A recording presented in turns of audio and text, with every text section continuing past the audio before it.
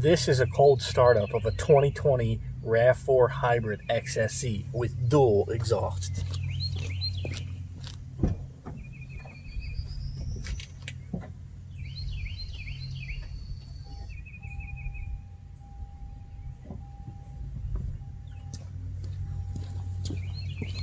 Pretty impressive, right? Can't hear a thing. 1 second. If I just give it a little gas,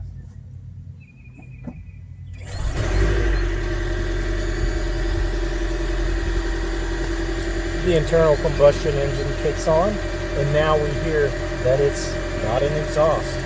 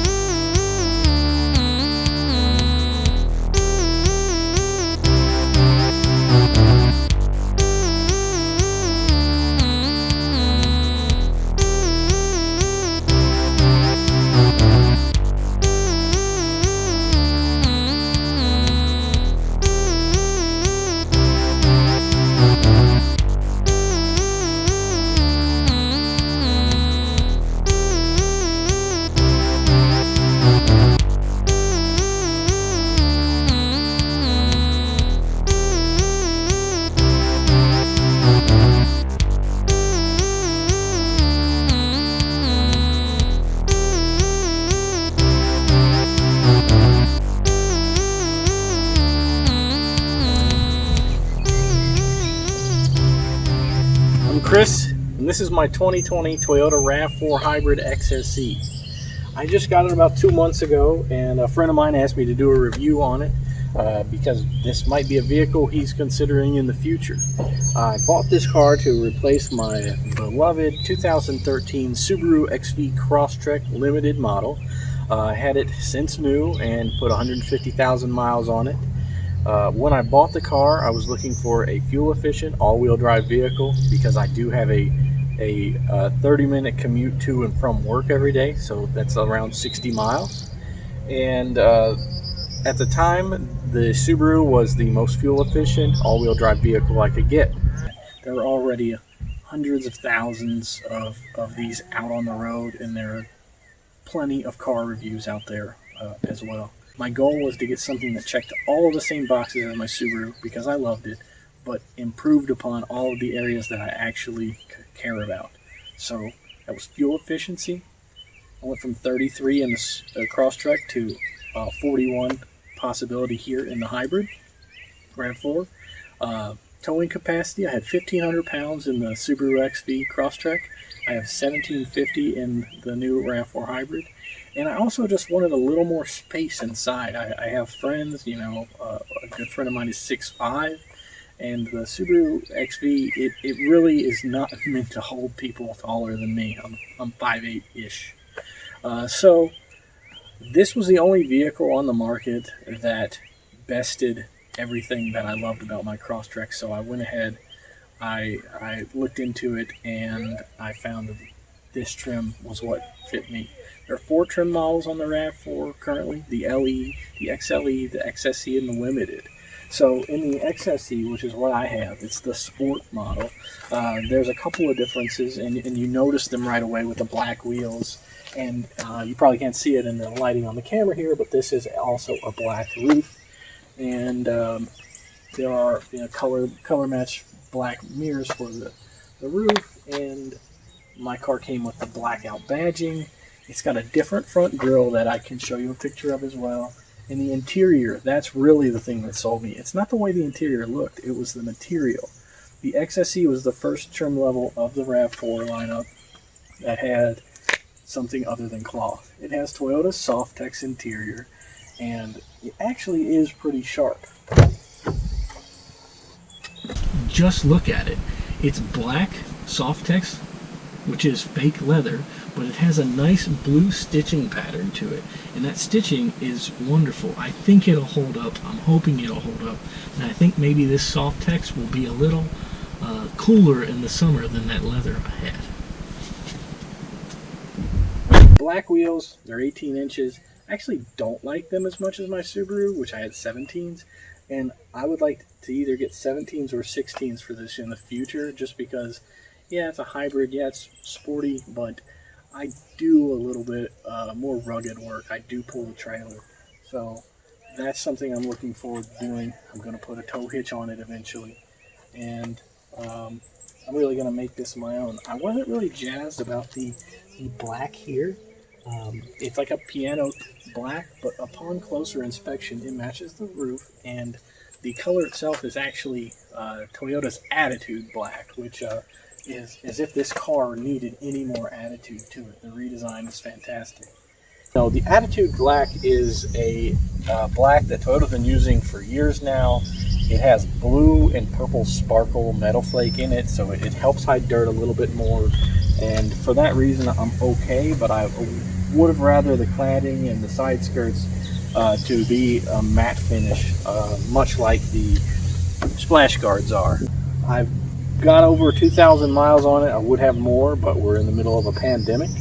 And in those 2,000 miles, I have determined about 5 things I like and 5 things I dislike. Let's just start with the likes. Look at the thing. It is beautiful from any angle.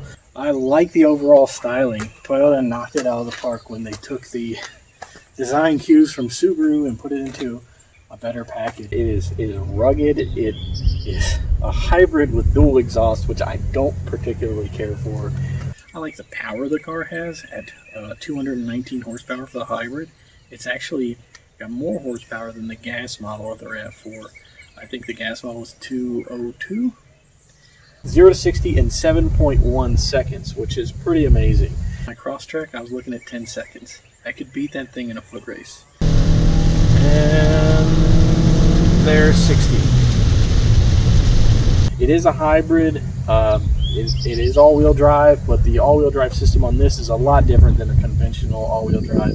Definitely different from a Subaru all-wheel drive. Basically, it's a front-wheel drive bias, and then the rear wheels are only controlled by electric motor. So there's no drive shaft between the two. I like the fuel efficiency. It's something we all have to be conscious of. And so I like that I can get 41 miles to gallon. That's what I'm seeing right now.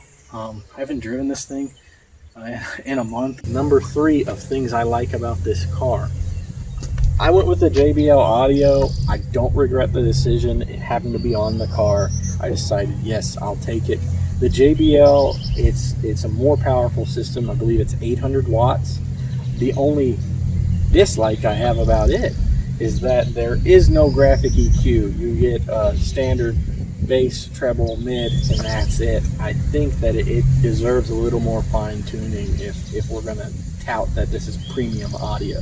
I like that it has Android Auto, which was something Toyota just got in 2020. I like that this is a touch display over here, and I can reach everything without really compromising my driving position too much.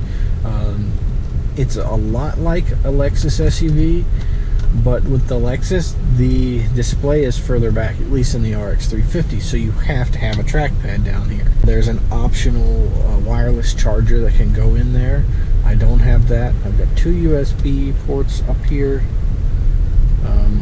with an expander, and that is the only USB port in the car that will let you use either Android Auto or Apple CarPlay.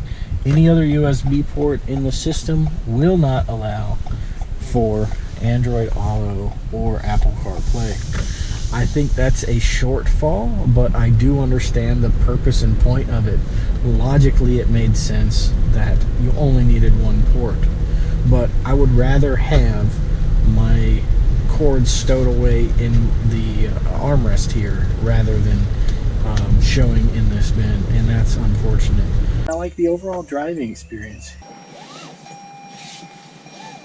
Seatbelt on. Alright, let's just go over some things real quick here. For driving impressions, you could be like, rah, rah, rah. That's my impression of driving. No, it's not a sports car, but yeah, it's apparently not as nimble as a CX-5, but it gets the job done. It really works and does exactly what you want it to do. Now the XSE, it does have a sport tune suspension. It has different springs in the front, I'm assuming in the rear as well. So it feels a little more planted than the non-XSE models, which I have driven. But overall, it just does what you expect it to do. I don't feel much understeer. I haven't pressured it too hard yet, but it's good. Okay, so we're handling curves just fine. The rain is not an issue. I'm not concerned. The tires are grippy. Here comes a car who doesn't know how to be in their lane. Everything's fine. I went through a little divot and everything was absorbed by the suspension with no issue. I'm just carving these curves without a problem in the world. Here we go. 40 miles an hour. Everything's still smooth sailing. You probably hear a little bit of the AC. You might hear a little bit of also just wind noise and road noise. And unfortunately, you know, that's always going to happen. It is leaps and bounds quieter than my old car. This is an eCVT transmission that Toyota puts out. It's not a standard CVT, though people will still shun the transmission because they think it is a standard CVT. The difference between Toyota's CVT, the eCVT, and a traditional CVT is that it doesn't involve a single belt. It is a planetary gear, more like a gyroscope, that just it spins gears around and comes up with the best ratios based on that.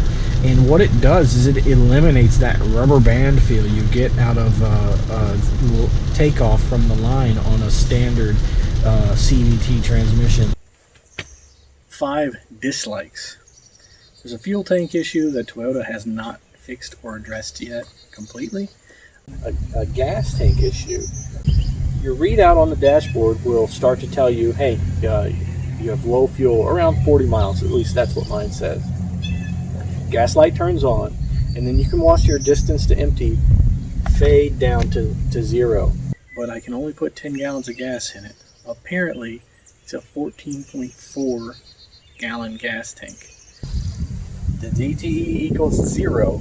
The reserve is supposed to be 2.2 gallons according to the manual, but there is clearly more gas in there. So that is a big misstep. It's my biggest complaint. It's my biggest dislike. Dislike number 2, passenger seat is manually controlled and its standard position is too high in the cabin. My friend's 6'5" and his head is nearly touching the ceiling, and so he has to lean it back just to feel comfortable. That is kind of a misstep, but I think Toyota is going to resolve that with electric power adjusting seat in at least the RAV4 Prime, and probably in the limited models in the future, I would guess. This is the passenger seat. I'm about 5'8". I'm sitting upright, and you can see that my head is almost touching the ceiling. Now the seat is scooted up all the way. Now it's in the far back position, and still you can see my head is not very far from the roof. Yes, I'm comfortable, but put a 6'5" guy in here, and now you realize that you have very little headroom whatsoever. If I didn't have the sunroof, maybe he would fit fine, but I have the sunroof. I had no option to get the car without the sunroof, so this is what I'm left with. The rear seats actually do recline, and I've left them in the recline position because it's just enough to make you feel more comfortable back there. I do have the all-weather floor liners that came with the vehicle. I didn't ask for them, but they were an upcharge. The cup holders I wish were a little larger because I carry the 32-ounce Nalgene everywhere I go, but it is what it is. The third thing I don't like is another interior thing. The front door handle is way too far up. It's probably about right here. So if the door's all the way open, I've got to lean pretty far just to grab it. And the leverage point is just wrong. It makes it feel clunky and awkward, and you really just don't know what to do other than maybe grasp at the lip. Look how far the door handle is up here. So if I get in the car, I now have to reach out just to grab this door handle. Sure, my argument was put a door pocket here, but okay, I'm grabbing the door handle. It's kind of weird. It's kind of awkward. I wish there was a grab right here. I had to get an XSE because it was the first trim level that offered something other than cloth seats with Toyota Softex. But with the XSE, and I had to have a sunroof. I don't really want a sunroof, but here it is. With the XSE, I had to get the 18-inch wheels. I would have been happy with a 17, especially since I'm considering getting different wheels entirely in the future. But maybe you could do that with a Toyota custom build, which we all know takes 6 months at least. But I'm happy with it. Overall, I would buy this car again, even knowing the fuel issue. I bought it knowing that there was a fuel tank issue, but it just does everything I ask of it. It's got plenty of room inside, plenty of storage in the back, and I'm going to get the trailer hitch, and I'm going to be able to tow 1,750 pounds wherever I need. That's usually a four-wheeler, maybe a lawnmower, and a little bit of extra gear. It's really a great vehicle, and I think anybody who wanted to buy one would not be making a mistake at all. 2020 RAV4 Hybrid is something that you should buy if you want fuel efficiency. You want a little bit of sure-footedness with the all-wheel drive system. No, this is not going to stack up to Subaru's symmetrical all-wheel drive, but it is going to get you where you need to be. If it doesn't, I'll let you know. I would like to have done a review, maybe not 2,000 miles in. I would like to do 10,000 miles in. I want to talk to you about the maintenance. My Subaru, I had to replace CV axles on the front. I had to replace hubs on the rear. And yeah, it wasn't 10,000 miles. It was 77,000 miles in. But those were little things that were adding up. With this rear end, with the electric all-wheel drive system, I'm not really sure what I can expect as far as wear and tear goes. The hybrid system has a 10-year, 150,000 mile warranty, and I felt good about that. That's the battery I'm talking about there. I think that overall, I'm happy. It's just a great car. If you like cars, buy this thing. Hope you like this review. I'm Chris, and this has been a Rains review. I hope you learned something. Hope maybe if you didn't, you ask me and I can either find the answer for you or give you the answer, because I probably forgot while I was rambling. I'm thinking that the better idea might be that I just narrate the whole thing instead of talk in the front of the camera like a joker. Alright, here we go, back onto the back road.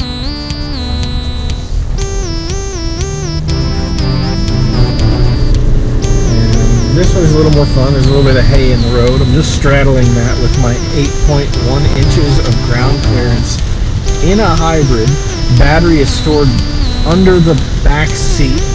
Cargo space not affected at all. And our rain is picking up. It's getting a little heavier. I apologize that we couldn't do this on a nice sunny day, but I filmed this 5 times prior, and the GoPro just wasn't picking anything